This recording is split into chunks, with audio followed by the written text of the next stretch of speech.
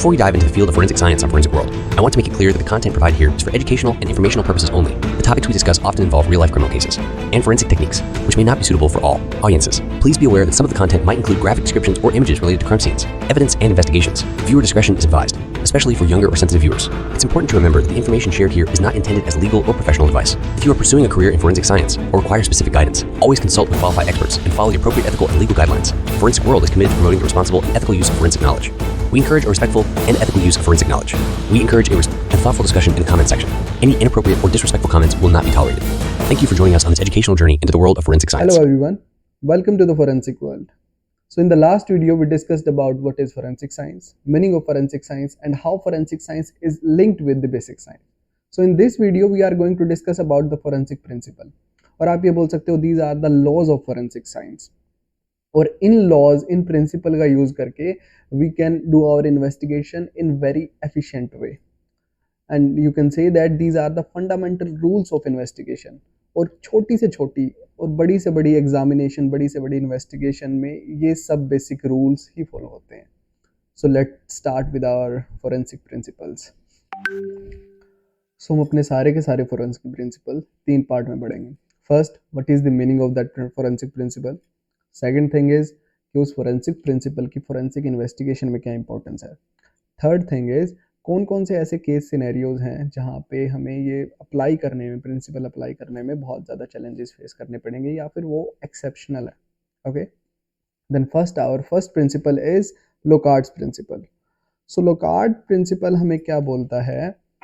First of all हम इसे Locard principle इसलिए बोलते हैं because it was given by sir Edmond Locard. Sir Edmond Locard को हम फादर ऑफ फोरेंसिक साइंस भी बोलते हैं क्योंकि इन्होंने एक बड़ी कॉमन बात बोली जिसके ऊपर सारी की सारी फोरेंसिक इन्वेस्टिगेशन डिपेंड करती है. इन्होंने हमें कहा every contact leaves a trace. Every contact leaves a trace का मतलब कि अगर मैंने किसी भी बॉडी के साथ, किसी भी एक थिंग के साथ कॉन्टैक्ट किया, फॉर एग्जांपल अगर मैंने इस पेन के साथ अगर मेरी बॉडी कॉन्टैक्ट में आई, देन इस पेन के ऊपर ट्रेस एविडेंसेस मेरी बॉडी के थ्रू ट्रांसफर हो जाएंगे. वो क्या क्या होगा. फॉर एग्जांपल मेरे फिंगरप्रिंट आ गए, मेरा स्वेट आ गया इसके ऊपर. अब इसको हम एक छोटे से क्राइम सिनेरियो के उससे समझते हैं, एग्जांपल से समझते हैं कि अगर एक कोई भी चोर बाहर से किसी भी एक कॉम्प्लेक्स के अंदर आया, रूम के अंदर आया चोरी करने के लिए, देन वो बाहर की जो मिट्टी होगी, बाहर की जो सोइल होगी, वो अपने शूज़ के थ्रू उस रूम में लेके आ जाएगा. देन उस रूम में जो सोइल सैंपल हमें मिलेगा, then we will examine soil from that room और फ्रॉम द आउटडोर. और उस सोइल एग्जामिनेशन की मदद से हमें ये लिंक करने में आसानी होगी कि ये इंसान या फिर ये भी सस्पेक्ट इस रूम में इस टाइम पे आया था या नहीं. Okay, so these are like a very basic principle जो हमें ट्रेस एविडेंसेस की एग्जामिनेशन के बारे में बताता है. ट्रेस एविडेंसेस मींस जो बहुत ही ज़्यादा माइन्यूट एविडेंसेस हैं. ओके, अब देखते हैं अब इसकी लिमिटेशन क्या है. अब इसकी लिमिटेशन है in the cases of the virtual cyber crimes where criminals may not physically visit a crime scene, the application of the principle can be limited. अब जितने भी ये प्रिंसिपल हैं उनकी अलग अलग इंपॉर्टेंस है और लोकार्ड प्रिंसिपल है वो फिजिकल टच के ऊपर डिपेंडेंट था क्योंकि एंशिएंट टाइम में साइबर का इतना ज़्यादा रोल नहीं होता था. So this principle is totally dependent on physical touch. But अगर साइबर क्राइम की हम बात करें, साइबर वर्ल्ड में तो वर्चुअल वर्ल्ड है. वर्चुअल वर्ल्ड के अंदर तो फिजिकल कॉन्टैक्ट नाम की कोई भी चीज़ नहीं होती है ना. और एक अगर अच्छा मास्टरमाइंड है, अच्छा एक साइबर अटैकर है, हैकर है, जिसको सारे के सारे एविडेंसेस मिटाने आते हैं, जिस भी उसने सिस्टम के ऊपर अटैक किया, अगर उस पर सारी की सारी अपनी हिस्ट्री मिटा दे कि इसके ऊपर किसी दूसरे कंप्यूटर के थ्रू अटैक हुआ भी था, देन वी कांट फाइंड. तो हमें इस प्रिंसिपल का कोई भी उसमें यूज़ हमें नहीं देखने को मिल सकता बिकॉज उसमें कोई भी ट्रेस एविडेंस नहीं मिलेगा because it's like a physical contact तो हुआ भी नहीं ना. So in the cyber crime, cyber cases ये प्रिंसिपल एक्ट नहीं करता. ओके, सो हमारा सेकंड प्रिंसिपल है law of individuality. So law of individuality हमें क्या बोलता है दैट एवरी पर्सन और object has a unique quality. It means हर एक इंसान और हर एक ऑब्जेक्ट आपस में आइडेंटिकल नहीं हो सकते. 100% आइडेंटिकल बिल्कुल भी नहीं हो सकते. चाहे फिर हम अगर आइडेंटिकल ट्विंस की बात करें, वो भी उनकी बॉडी में भी बहुत सारे ऐसे फीचर्स होंगे जो 100% आइडेंटिकल नहीं होंगे। ओके, और अगर हम ऑब्जेक्ट की बात करें, अगर same manufacturing brand, same manufacturing time, अगर ये पेन जिस भी कंपनी का है वहाँ पे दो प्रोडक्ट निकलते हैं, सेम टाइम पे मैन्युफैक्चर होते हैं, देन उनमें भी बहुत सारे इंडिविजुअल करेक्टरिस्टिक्स होंगे, दोनों आपस में आइडेंटिकल नहीं होंगे, चाहे वो सब माइक्रोस्कोपिक लेवल पे हों, but there will be some identical features, some individual features. Okay, so fingerprints are the prime example of the individuality in the forensic science। fingerprints को हम prime example क्यों बोलते हैं? because fingerprints हर एक इंसान के डिफरेंट होते हैं, और एक इंसान के भी दो फिंगर्स के फिंगरप्रिंट आइडेंटिकल नहीं हो सकते। There will be some individual characteristics in the fingerprints too. Okay, so इसलिए fingerprints are used to solve murder cases where there is no evidence was available. अब बहुत सारे ऐसे एविडेंसेस होते हैं, बहुत सारे ऐसे क्राइम सीन्स होते हैं जहाँ पे हमें कोई भी एविडेंस नहीं मिलता, but if there is a fingerprint over there, इसका मतलब कि वो इंसान जो भी सस्पेक्ट था, कोई ना कोई यहाँ पे था, तभी उसके फिंगरप्रिंट यहाँ पे आए हैं। So fingerprint shows the presence of anyone in that particular place. Okay, so importance क्या है इस लॉ ऑफ इंडिविजुअलिटी का? That law of individuality establish the uniqueness of the physical evidence. अब लॉ ऑफ इंडिविजुअलिटी का हम बहुत सारे evidence examination में यूज़ करते हैं। किस तरीके से हम यूज़ करते हैं इसका? कि अगर हमारे पास दो वेपन ऑफ ऑफेंस अगर हमें क्राइम सीन से मिले, देन हम उन दोनों में से उनके इंडिविजुअल कैरेक्टरिस्टिक्स को एग्जामिन करके ये बताएंगे कि कौन सा असली वेपन ऑफ ऑफेंस है और कौन सा फेक इम्प्लांटेशन है। ओके, सो अब हम देखते हैं what is the limitation of that particular principle. अब इसका लिमिटेशन क्या है? There is a rare symptoms it like adermatoglyphia. Adermatoglyphia में क्या होता है कि एक रेयर कंडीशन होती है जिसमें एक इंसान के फिंगरप्रिंट होते नहीं है by birth. There will be like, आप इस इमेजेस में देख सकते हैं कि वो फिंगरप्रिंट हो ही नहीं पाते, एक स्पॉट पे फिंगरप्रिंट्स है ही नहीं, एक पूरा का पूरा स्पॉट है जहाँ पे फिंगरप्रिंट है ही नहीं। तो अगर इस तरीके के अगर हमें केसेस मिलते हैं, देन उन केसेस में हम कोई भी इंडिविजुअल करेक्टरिस्टिक्स फाइंड आउट नहीं कर सकते फिंगरप्रिंट्स के बेसिस पे। अगर कोई हमें उससे रिलेटेड एविडेंस नहीं मिला जिससे हमें उसकी प्रेजेंस एस्टेब्लिश हो रही है, एंड सिर्फ अगर हमें फिंगरप्रिंट मिला है and fingerprint is like this, so adermatoglyphia is like a rare condition जिसके ऊपर ये प्रिंसिपल अप्लाई हम नहीं कर सकते। ओके, सो हमारा थर्ड प्रिंसिपल है law of exchange. So law of exchange हमें क्या बोलता है? That law of exchange which states that contact between a criminal and the crime scene leave traces behind। leave traces behind means कि crime scene के ऊपर बहुत सारे trace evidences criminal के विक्टिम के ऊपर और विक्टिम के ट्रेस एविडेंसेस क्रिमिनल के ऊपर एक्सचेंज हो जाते हैं, and these trace evidences are very valuable for the forensic investigation। for example, hair or fiber transfer between the suspect and the victim on the surrounding। for example, very common trace evidences like hair or fibers। okay, and the importance of this law is this law underscores the importance of collecting and analyzing trace evidences। अब ये बिल्कुल similar Edmond Locard के principal से बहुत ज़्यादा similar है, but इनमें एक एप्लीकेशन और फोकस पॉइंट का डिफरेंस है, वो हम अभी आगे देखते हैं क्या डिफरेंस है।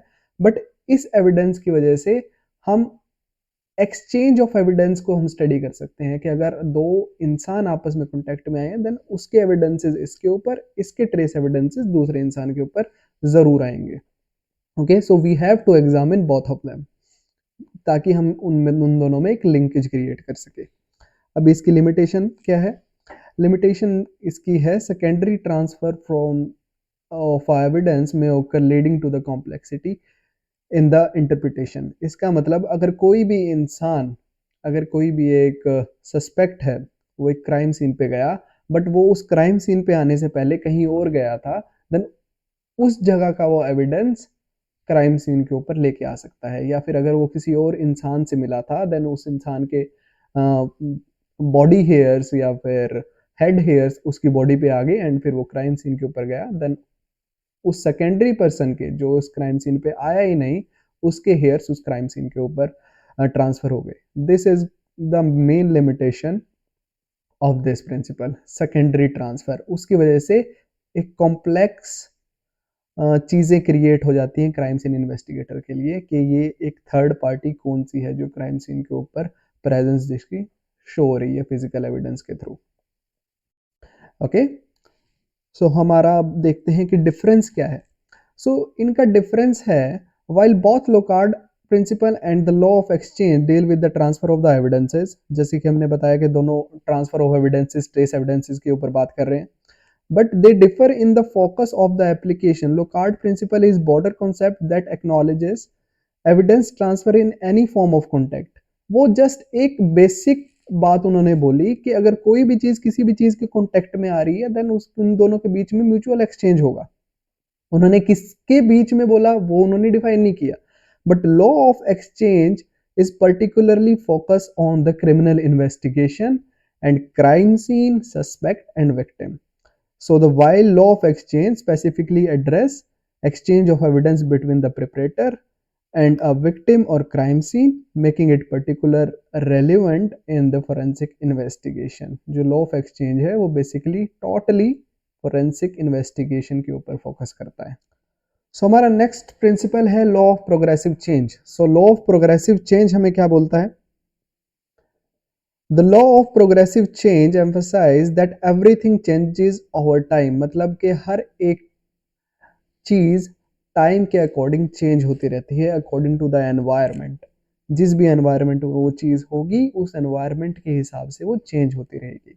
Okay, so the significance in the forensic science of that particular principle is that when a crime scene and evidence undergo alteration, इसका मतलब हम एक एग्जांपल से समझते हैं कि कोई भी एक अनडिस्कवरेबल बॉडी है, कोई भी एक इंसान है जिसने सुसाइड कर लिया, अपना कमरा बंद करके, अपनी खिड़की दरवाजे सब बंद करके, कोई उस तक नहीं पहुंच सकता एंड कोई भी उस मकान में उस रूम में आया ही नहीं 1 महीने तक 2 महीने तक, देन वो बॉडी जो फर्स्ट डे होगा उसकी बॉडी से और जब वो डिस्कवर होगी 1 महीने बाद 1 हफ्ते बाद जितनी भी देर बाद, उसमें बहुत सारे चेंजेस होंगे, उसमें एविडेंसेस अल्टर हो जाएंगे।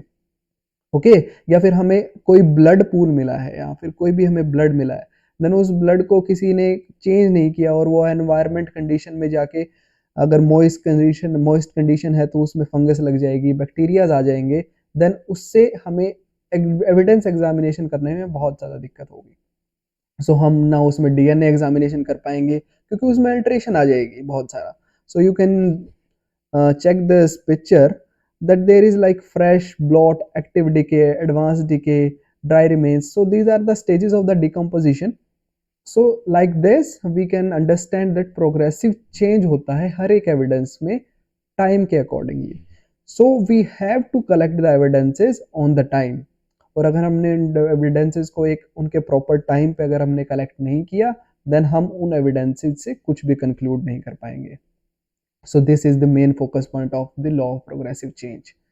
Okay, so अब इसकी limitation क्या है? इसकी limitation है preservation method can be slow down or halt changes and sometimes evidences remain unremarkably intact over time. इसका मतलब कि बहुत सारे preservation method है जिसके थ्रू हम उनका अल्ट्रेशन टाइम या फिर डिकम्पोजिशन टाइम या फिर जो भी प्रोग्रेसिव चेंज का टाइम है वो हम डिले कर सकते हैं या फिर उसको हम रोक भी सकते हैं बहुत सारी चीज़ों के through. Okay, so there are the preservatives जो हम यूज करते हैं एविडेंस प्रिजर्व करने में। बहुत सारे प्रिजर्वेशन मेथड होते हैं according to the evidence which we are going to preserve. Okay, for example properly preserve DNA evidence can remain available for extended period of time. Okay, so हमारा next principle है law of comparison. So law of comparison के according the law of comparison which involves comparing individuals with the similar characteristics, dissimilar individuals are not compared। इसका मतलब कि हम उन्हीं ही लोगों को उन्हीं इंडिविजुअल्स को कंपेयर करेंगे जिनके सिमिलर कैरेक्टरिस्टिक्स है। डिसिमिलर और अनलाइक कैरेक्टरिस्टिक्स वाले इंडिविजुअल्स को हम कंपेयर नहीं कर सकते क्योंकि उसका कुछ भी वैलिडेशन नहीं है, कुछ भी हम कंक्लूज उससे नहीं कर पाएंगे। किस तरीके से, हम एग्जांपल देते हैं कॉमन सा, comparing handwriting samples to identify a suspect in a forgery case. अब हैंड राइटिंग एग्जामिनेशन हमें अगर किसी की करनी है देन जो भी हम सैंपल्स लेंगे वो सस्पेक्ट्स के थोड़े से सिमिलर होने चाहिए। अगर वो बिल्कुल ही डिसिमिलर है देन उनको कंपेयर करने का कोई मतलब नहीं है। फॉर एग्जांपल हम एक केस के थ्रू उसको समझते हैं। एक सुसाइडल केस है, उसमें हमें एक सुसाइड नोट मिला इन्वेस्टिगेटर को, और उस इन्वेस्टिगेटर को शक है उसके बॉडी के सिम्टम्स देख के, एक्सटर्नल एग्जामिनेशन देख के कि ये ना मर्डर हो सकता है, ये सुसाइड नहीं है। देन वो क्या करेगा, उस सुसाइड नोट को चेक करेगा दैट इट इज़ ऑथेंटिक और नॉट। उसके लिए उसे बहुत सारे सैंपल्स कलेक्ट करने पड़ेंगे, उसके राइटिंग सैंपल्स कलेक्ट करने पड़ेंगे कि ये राइटिंग इसी इंसान की है जो जिसने सुसाइड की है या फिर जो भी हुआ है उसके साथ, या नहीं है। और अगर उसका कोई सस्पेक्ट भी है उस केस में देन उसके भी हम सैंपल्स कलेक्ट करेंगे। ओके, ताकि हम एक कंपैरिजन एक ऑथेंटिक चीजों के बीच में कर सके। अगर कुछ उसने ऐसा सैंपल ले लिया जो उसका लिखा हुआ ही नहीं है देन कंपेयर करने का कोई मतलब नहीं है ना, बिकॉज हम उससे कुछ भी को इंक्लूड नहीं कर पाएंगे। ओके, सो अब बेसिकली ये सारे के सारे प्रिंसिपल्स का एक मेन मोटिव है कि हम 4 लोगों में से 4 सस्पेक्ट में से एक क्रिमिनल को ढूंढना है। ठीक है, तो हम वो सारे लोग इकट्ठे कर लेंगे जिनके सम सिमिलर ट्रेड्स हैं, उनमें से हम आइडेंटिफाई कर लिया कि ये सारे सस्पेक्ट हैं, उनमें से हम इंडिविजुअलाइज करेंगे। हम इंडिविजुअलाइज करेंगे उस बेसिस पे जो हमें एक कैरेक्टरिस्टिक चाहिए जो हमें क्राइम सीन के ऊपर मिला है। क्राइम सीन के ऊपर हमें एक नोट मिला है, एक सुसाइड नोट मिला है, उस हैंडराइटिंग के कैरेक्टरिस्टिक्स को उन सब के सैंपल ऑफ हैंडराइटिंग से हम कंपेयर करके देखेंगे, जिसमें हमें कंपैरिजन मिल गया, हम एक इंडिविजुअल कैरेक्टरिस्टिक चाहिए ताकि हम लिंकेज कर सके कि हाँ ये इंसान ये सस्पेक्ट ही क्रिमिनल है। Okay, so this is the law of comparison. Okay, हमेशा हमेशा सिमिलर चीजों को ही हमें कंपेयर करना है। ओके, सो इसकी लिमिटेशन क्या है? Limitation of this law is in the cases of forgery, skilled mimicry individuals may intentionally make their writing appear similar to the someone else's। अब बहुत सारी टाइप की फोर्जरीज होती हैं। अब उसमें से अगर कोई एक स्किल्ड फोर्जरी कर रहा है, उसका सिमुलेटेड फोर्जरी उसका नाम होता है। सिमुलेटेड फोर्जरी मीन्स कि एक इंसान बहुत ज़्यादा प्रैक्टिस करता है, दूसरे इंसान की तरह लिखने से बहुत ज़्यादा प्रैक्टिस करता है, देन वो हैंड राइटिंग एक्सपर्ट्स भी होते हैं, देन वो आपकी हैंड राइटिंग को कॉपी कर सकते हैं। अगर इस तरीके का कोई केस सिनेरियो है देन उसमें हमारी लॉ ऑफ कंपैरिजन जो प्रिंसिपल है उसको हमें फोकस में लाने में, उसका यूज़ करने में बहुत सारे चैलेंजेस फेस करने पड़ेंगे, क्योंकि उनमें हमें बिल्कुल ही सारी चीज़ें आइडेंटिकल मिलेंगी। Okay, but these are like आपको बहुत ज़्यादा खुद को ट्रेन करना पड़ेगा अगर आपको किसी दूसरे इंसान की तरह लिखना है या फिर कोई भी दूसरे इंसान का कोई इंडिविजुअल कैरेक्टरिस्टिक खुद में अडॉप्ट करना है तो। Okay, but this can be possible, और ये एक टाइप का लिमिटेशन हो सकता है। सो हमारा नेक्स्ट प्रिंसिपल है law of analysis. Law of analysis हमें क्या बोलता है? That the law of analysis which focus on collecting and preserving samples for the thorough analysis highlight the importance of the preserving evidences to prevent tampering and the destruction। इसका मतलब है कि हमें जो भी हमें एनालाइज करना है किसी भी एविडेंस के अंदर, उसको हम एक प्रॉपर प्रिंसिपल और एक प्रॉपर प्रोटोकॉल के अंडर ही हमें उसकी प्री एग्जामिनेशन करनी पड़ेगी। प्री एग्जामिनेशन में क्या क्या आ गया? उसका डॉक्यूमेंटेशन आ गया सबसे पहले तो एविडेंस का, कि एविडेंस को आप प्रिजर्व कैसे कर रहे हो, कलेक्ट कैसे कर रहे हो, उसका जिस एविडेंस का एक प्रॉपर प्रोटोकॉल है कि उसके थ्रू ही उसे कलेक्ट करना है, उसमें ही उसे प्रिजर्व करना है, उसी में ही आपको ट्रांसपोर्ट करना है, उसी में ही सारी चीज़ें होनी चाहिए। अगर आप उसको चेंज करोगे देन फिर हमारी लॉ ऑफ एनालिसिस गड़बड़ हो जाएगी, हम उसे एनालाइज करके कुछ भी हम कंक्लूड नहीं कर पाएंगे। ओके, अगर आपने डीएनए को, अगर आपने ब्लड सैंपल को किसी इस तरीके से पैक कर दिया, इस तरीके से आपने प्रिजर्व कर दिया कि वो सारा का सारा ब्लड कॉन्टामिनेट हो गया, डिग्रेड हो गया, उसमें फंगस लग गई, बैक्टीरिया आ गए, देन उसका एनालिसिस करने का कोई मतलब नहीं है। ना उसमें हम ब्लड ग्रुपिंग कर पाएंगे ना और कुछ कर पाएंगे, डीएनए तो बहुत बाद की चीज़ है, वो तो हो ही नहीं पाएगा। Okay, so law of analysis directly deals with the simple principles or the protocols of preserving of the sample for the thorough analysis. Okay, for example, proper preservation of the blood sample for the DNA analysis, proper analysis relies on the well preserved evidences। और इसकी limitation क्या है? Limitation इसकी basically जो हमारी investigating team होती है उससे मिस हैंडलिंग हो जाती है कभी कभी एविडेंसेस की, या फिर ट्रांसपोर्टेशन के वक्त बहुत सारे एविडेंस कंटामिनेट हो जाते हैं, उस केसेस में हमारा लॉ ऑफ एनालिसिस फेल हो जाता है, क्योंकि हम कुछ भी उसमें एनालाइज नहीं कर पाते, क्योंकि एविडेंस की जो ऑथेंटिसिटी है वो ही डिग्रेड हो गई। Okay, for example contaminated DNA sample can yield unreliable result. Okay, so our next principle is law of probability. अब लॉ ऑफ प्रोबेबिलिटी हमें क्या बोलता है, पहले हम थोड़ी सी लैंग्वेज देख लेते हैं, लैंग्वेज के अकॉर्डिंग क्या कहता है law of probability, that identification and identities can be based on the circumstances. The role of probability in the forensic science, which is basically deals with, और इसकी इंपॉर्टेंस क्या है, probability assessment support evidence evaluation. अब इसका मतलब कि आप इस तरीके से आप इसको समझो कि जितनी भी फोरेंसिक इन्वेस्टिगेशन होती है, तो इन्वेस्टिगेटर सबसे पहले एक सिनेरियो की प्रोबेबिलिटी लेके चलता है कि यहाँ पे शायद 3-4 बंदे होंगे जिनके साथ इसकी लड़ाई हुई और उस झड़प में वो मर गया, देन वो एक प्रोबेबिलिटी है, ठीक है। अब उस प्रोबेबिलिटी के अकॉर्डिंग वो अपनी इन्वेस्टिगेशन को नैरो डाउन करेगा, उस प्रोबेबिलिटी को लेके वो उस चीज़ को आगे बढ़ेगा, उस तरीके से इन्वेस्टिगेशन करने लगेगा कि हाँ, हम उसमें देखेगा कि बहुत सारे लोग इंक्लूड थे, देन उसमें एक से ज़्यादा मुझे लोगों की इंडिविजुअल कैरेक्टरिस्टिक्स डीएनए मिल रहा है उस क्राइम सीन पे कि नहीं मिल रहा, जो ब्लड मिला है मुझे वो सिर्फ एक इंसान का है, फिर अलग अलग इंसान का है। तो ये सारी प्रोबेबिलिटी से एक चीज़ शुरू होती है। ओके, एक और चीज़ होती है कि अब एक ऐसा केस है जिसमें कोई एक सीरियल किलर के ना इम्प्रिंट्स हैं, कि एक सीरियल किलर जिस तरीके से क्राइम करता था, क्राइम परफॉर्म करता था, उस तरीके से ही वो क्राइम हो रहा है। देन अब हमारे पास अगर एक प्रॉपर डाटाबेस होगा, सो law of probability also deals with the statistical data, तो अगर हमारे पास एक डाटा होगा, देन हम उस प्रोबेबिलिटी को उसके साथ मैच कर सकते हैं कि हाँ, ये सच में वही सीरियल किलर है या फिर कोई कॉपीकैट किलर है। Okay, so these are the importance of the probability assessment according to the evidence evaluation. Okay, अब इसकी limitation हम देख लेते हैं, limitation क्या है। Limitations like factors such as small sample size or incomplete database can affect the accuracy of probability calculation. अब हमारे पास अगर एविडेंस ही एम्पल अमाउंट में नहीं है, एविडेंसेस ही हमारे पास अच्छे से नहीं है, तो हम उसमें क्या ही अपने डाटाबेस के साथ कंपेयर करेंगे। डाटाबेस में क्या होता है, हमारे पास डीएनए सैंपल्स होते हैं, डीएनए डाटाबेस होता है, फिंगरप्रिंट डाटाबेस होता है हमारे पिछले क्रिमिनल्स का।